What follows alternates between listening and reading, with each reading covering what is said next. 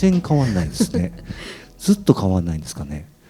変わらないんですかね。すごいなと思いながら、今年は2回目ということで、歌舞伎町ですね。はい、はい、歌舞伎町タワー、はい、去年の4月にオープンしまして、まず何が面白かったかっていうと、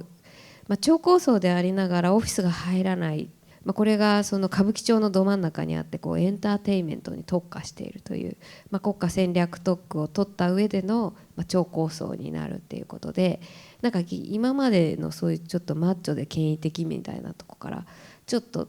違った立ち振る舞いがこの場所に合うんじゃないかっていうことと、あとこの場所の歴史的な背景みたいなところから、これをなんか噴水のような、下からの勢いがなかったら消えちゃうようなすごく揺らぎのあるようなデザインで、これはガラスの第一面印刷っていって、表面にセラミックプリントを施してるんですけど、内側に印刷しちゃうと多分そのガラスの反射に負けて見えないんですよね、こういう柄が。だからこの外側に印刷をするという方法をもうどうにか死守して、でこの細かい柄も自分たちで内製して、でこれが版なんですけど、4000枚のガラスに240版で、このすごいグラデーションの自由な絵を描かなきゃいけないんで、機械室の位置をちょっと変えることでこの全体の形が変わってくるとか、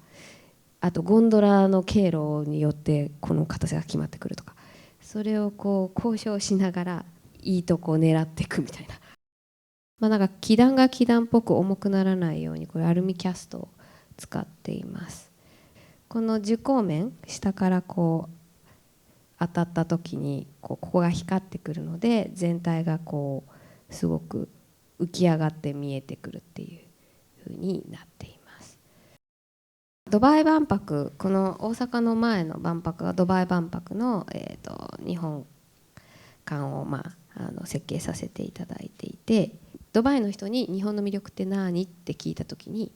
上位2つが先端技術と、あと四季のある美しい自然というのをすごく魅力に感じているよっていうところで、この2つをつなぐのが実は水じゃないかっていうことで、その2つからちょっと考えていったんですけど、でこれボールジョイントっていうシステムで作ってるんですけど、これがリユースできる工法なので、何かこれできた後にこれをどこかで使いたいなと。でこれが実際できたところなんですけど、水板があって、こういう風で揺れるような膜に覆われていると。で水板も実はなくされちゃったんですよ、見学の中で。それは協賛金で戻したっていう本当に個人の協力を得ながら何か実現することっていうのを、この本当に水板の復活を通して知れたっていうのも結構大きかったんですけど、ドバイからつなげられるのって、せっかく参加した私とかが何かやらないとつながらないんじゃないか、いつも万博ぶつ切りなんで、それが気になってたので、なんかこれをカルチェさんもどうにか持って帰りたいんだと。でじゃあ一緒に持って帰ろうと。やっと丁寧な解体を経て1万ピースぐらいあるんですけど、それを今 QR 管理しながら、次に使えるように全部整えて、でこれを一つ一つ移植していくんですけど、全然地形が違うんですね。今度の場所っていうのは日本館の真隣の本当に細長い場所で、そこに一つ一つ移植して、で構造解析しながら全く新しい部材とか、使わずに組み替えるっていうのをトライしたんで、いろんな工夫をしながら、まさにこれを今形作っていっているところです。上は藤本壮介さんがデザインをされてるんですけど、私は足元のデザインをしてまして、この外側に道をつけることによって裏を表にひっくり返して、そのなんか使えなかった構造体の隙間みたいなところを安い賃料で薄皮店舗で貸し出せたら、いろんなタイプの店舗が入る仕組みに変わらないかなみたいな。建築を通してなんかこう仕組みまで変えられたらいいなっていうのがいつも結構思うことで、こういうものがプロトタイプとして出てきて開発の仕方がなんかちょっと変わりそうな気はしました。実際このなんか通路が実は公開空地として認められたんですね。なので実は面積に入れなくていいよみたいなことになり、でもその代わり逆にみんなが有効に使えなきゃいけないので、より厳しくなってはいるんですけど、5年で回収しなきゃとか、ね、決めちゃうから、でもなんかそうじゃない回収システムをなんかこうハード側で用意できれば、なんかもっと可能性があって、都市の景観とか都市計画って面白くないって言われているのをもっとなんかバリエーションをつけられるんじゃないか。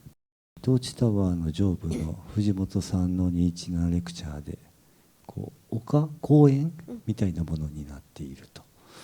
でそれようやく足元聞けたので、はい、こういうものが合致しましたね。でも本当別々にこう進んでたんですけど、でもなんかちょっと目指しているものは近かったなっていうふうに、後でこうドッキングした時におっって思いました。実は藤本壮介さんが今日会場に来てくださってて、藤本壮介さんです。藤本です。大きな拍手を。はい。こんにちは。永山さんはね、執念がもうすごい。ありますありますありますね。いやもう感動的なぐらい執念の人ですね。歌舞伎町タワーもファサードだけだから、ある意味では建築家としては建築なのっていうふうに言う人もいるんだけど、存在を立ち上げるためにファサードにのみいじることができる。でもそれだからこそそこにありったけの執念をかけて立ち向かうっていうこの感じが、いやめちゃめちゃ建築家だなと思って。嬉しいです。もうなんかファサードやってるんですけど、内装パースをめちゃくちゃ作ったんですよ。それなぜかっていうと、内側からこのパターンがどう見えるかを全部チェックして、クライアントに VR かけてもらっていいよねここまでやっていいみたいなのを、なんで私インテリアデザインやってないのに全部屋作ってんのみたいな。私がこうしたいとかじゃなくて、なんかこうであるべきだから私はそのしもべとして頑張んなきゃみたいな感じな。もう一人何かがそう、なんかこうであるべきがあって、そのために私がやれることは諦めないっていうことだけなんですよ。お二人のお子さんがいらっしゃって、でその中で建築をやっていくこととお子さんプライベートなことの影響があったのか。結構子供を産んだってことはすごく影響しているなと思って、より諦めないっていうのは、なんか今諦めるなんかこう社会になっちゃってるかなと思って、例えばこれ危ないから諦めろ、これはリスクが高いからやめろで、なんかこう今の日本ってなんかこう 50%50% の可能性があったら、なんか危ない方を気にしてやらないで、そのやらないトライしない日本、つまんない日本って思われたくないで、子供にそれを残したくないっていうのが根底にある。なんか誰かが信念持って思い描いた夢は何らか形になったりするんだよ。だから君たち今考えて未来を一緒に作っていきましょうよって言えるのってやっぱ自問自答するし、そこに対してトライしてんのかと、リスクを背負ってやれてんのかっていうのを割と突きつけてます。はい。永山さんにとって建築とは何ですか？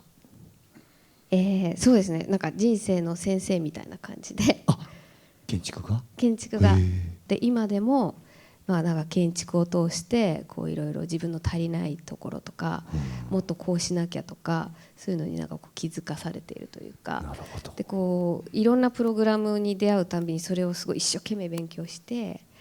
これってどうあるべきなんだろうっていうのをもう一回問い直すっていうのを、マイプロジェクトやっぱりやっているので、そのたんびにやっぱり